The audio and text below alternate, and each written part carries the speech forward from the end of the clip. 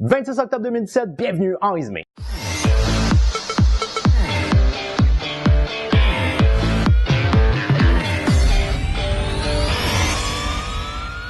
Bonjour à vous communauté, mon nom est Yves Lantier, bienvenue en résumé l'actualité avec une pointe d'humour et d'humanisme. Alors communauté, permettez-moi d'abord et avant tout de dire bonjour aux nouveaux abonnés. Alors c'est un plaisir de voir qu'il y a des gens qui se sont abonnés des suites à ma vidéo de la semaine dernière où je parlais d'Éric Salvaille et ces gens-là sont des nouveaux abonnés originaires du Québec. Alors la première chose que je tiens à vous mentionner, c'est sur le fait que c'est quand même assez rare que je traite de l'actualité québécoise. Généralement, je mise plus sur soit l'actualité nord-américaine ou internationale. La raison pour laquelle je fais ça, c'est parce qu'il y a à peu près la moitié des abonnés qui sont originaires du Canada puis la moitié qui sont originaires du reste du monde, dont une forte partie originaire de la France. Alors, c'est la raison pour laquelle je traite rarement des sujets de l'actualité québécoise, mais si jamais l'actualité internationale vous intéresse, ne vous gênez pas à commenter, communauté, ça me fait toujours plaisir de pouvoir lire vos commentaires. Maintenant, communauté, qu'est-ce qui a retenu mon attention dans l'actualité cette semaine? Bien entendu, encore un paquet de scandales à connotation sexuelle, dont Gilbert Rozon.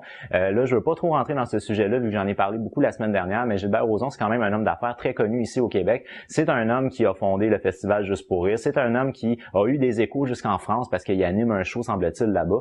Lui, il est accusé d'agression sexuelle comparativement à Éric Salvaille, qu'on parle d'inconduite sexuelle. Gilbert Rozon, c'est d'agression sexuelle. Et entre autres, il y a une présentatrice très populaire ici au Québec qui s'appelle Julie Schneider qui a porté plainte contre Gilbert Rozon. Alors, c'est une nouvelle qui va devenir encore de plus en plus grosse. Mais là, c'est hallucinant, là, je veux dire, il y en a un petit peu partout. Une chose qui me fait peur là-dedans, moi, c'est le fait que vu que ça devient comme une espèce de trend de dénoncer des agressions sexuelles ou des harcèlements sexuels, j'ai peur qu'il y ait des fausses agressions qui ressortent de ça, des fausses accusations qui ressortent de ça. Alors, ce qu'il faut faire attention, selon moi, c'est que si jamais il y a un homme ou une femme, peu importe, une personne qui est visée par une seule et unique personne qui l'accuse, je pense que là, on doit y aller avec une certaine modération puis pas condamner la personne trop rapidement parce que je pense que c'est possible qu'il y ait des fausses accusations qui soient lancées vu que c'est devenu comme une espèce de trend en ce moment. Maintenant, communauté, à l'extérieur de ça, qu'est-ce qui a retenu mon attention? Ben, malheureusement, il n'y a pas grand-chose qui a retenu beaucoup mon attention dans l'actualité internationale cette semaine. Alors, je vais vous parler de quelques faits divers. Le premier fait divers que je vais vous parler, c'est un fait divers assez particulier, je vous dirais. Il y a une journaliste du nom de Tatiana Felgengauer, je sais pas comment prononcer son nom, c'est une journaliste qui travaille pour le média qui s'appelle Écho de Moscou, qui est un média d'opposition et semble-t-il que c'est le seul média vraiment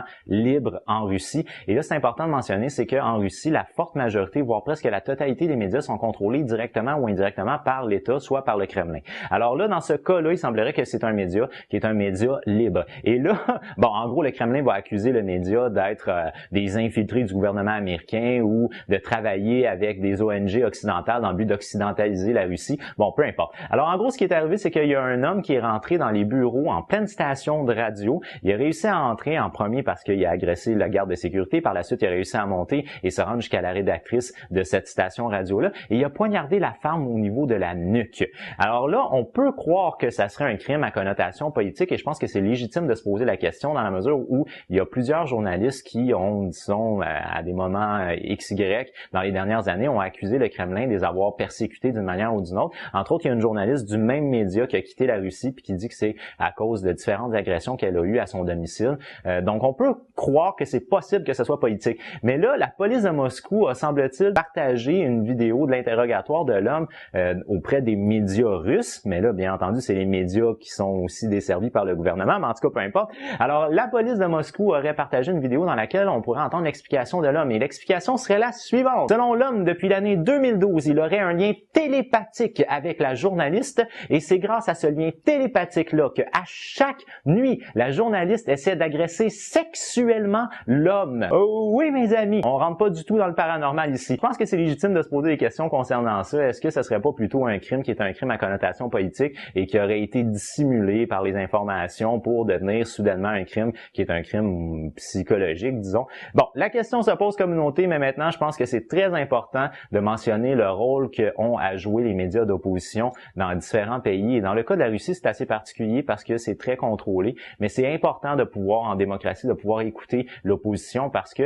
à ce moment-là, si on n'écoute plus l'opposition, on marginalise l'opposition, ce qui peut amener soit sa persécution par la majorité, parce que vu qu'on n'entend pas beaucoup parler d'opposition, ben les gens qui sont contre cette opposition-là vont croire qu'ils ont le droit de tout faire parce qu'on n'en entend pas parler, ou sinon ça peut amener cette opposition-là à devenir très violente. Alors, je pense que c'est important de pouvoir offrir à l'opposition dans un système politique un porte-voix qui est un porte-voix respecté et surtout sécurisé. Maintenant, toujours dans des nouvelles un peu particulières, je vais vous parler de l'histoire d'un couple de Orlando qui avait commandé un bac de rangement par le biais d'Amazon, un gros bac de rangement de 27 gallons. Je sais pas ce que ça donne en mètres cubes, mais c'est quand même un très gros bac de rangement. C'est pas quelque chose de très petit.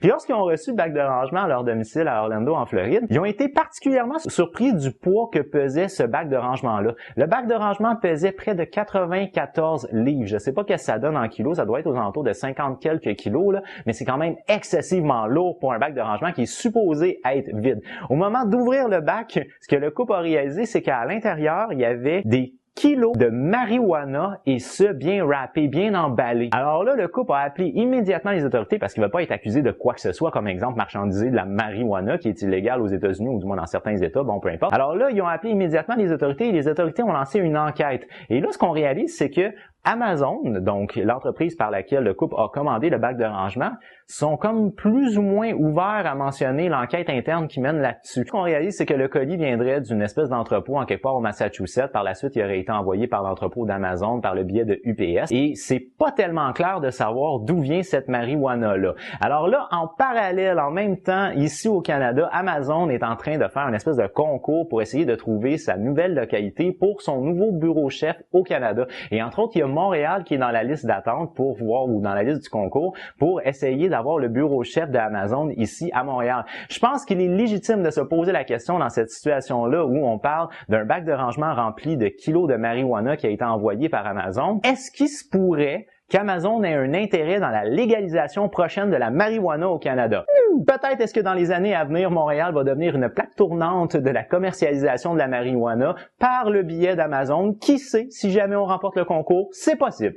Maintenant, communauté, en guise de dernier sujet, je vais vous parler de l'histoire d'un homme qui est clairement arachnophobe, donc une phobie chronique des araignées. C'est un homme qui vit dans une espèce de mobile-home, ça a l'air d'être une maison qui est déplaçable, mais c'est un homme qui avait aperçu chez lui une araignée sur un mur. Alors, il a décidé d'éliminer l'araignée, ce qui est une réaction tout à fait normale, sauf qu'il a décidé de l'éliminer avec un chalumeau. Oh oui, mes amis, rien de moins. Alors, un chalumeau, c'est une espèce de torche qu'on utilise généralement pour faire, exemple, de la soudure. Donc, comment est-ce que tu veux être capable d'atteindre un insecte qui est capable de courir rapidement avec une flamme? En tout cas, l'idée était tellement stupide que l'homme a fini par mettre le feu à sa maison au complet. Bravo, le cave! Si jamais, communauté, vous avez à éliminer une araignée, essayez d'éviter tout ce qui brûle parce que je pense pas que ce soit la meilleure des solutions. Sur ce, communauté, pour moi, c'est déjà tout. Alors, je vous remercie beaucoup d'avoir regardé ma vidéo. Si vous l'avez aimé, n'oubliez pas de donner un petit j'aime. Si vous l'avez vraiment aimé, bien entendu, vous pouvez la partager, communauté. Moi, je vous donne rendez-vous jeudi prochain, mais d'ici là, vous le savez très bien, j'ai déjà hâte de vous voir. Ah bon, ouais! Good luck. Bye bye. Are you listening? Damn.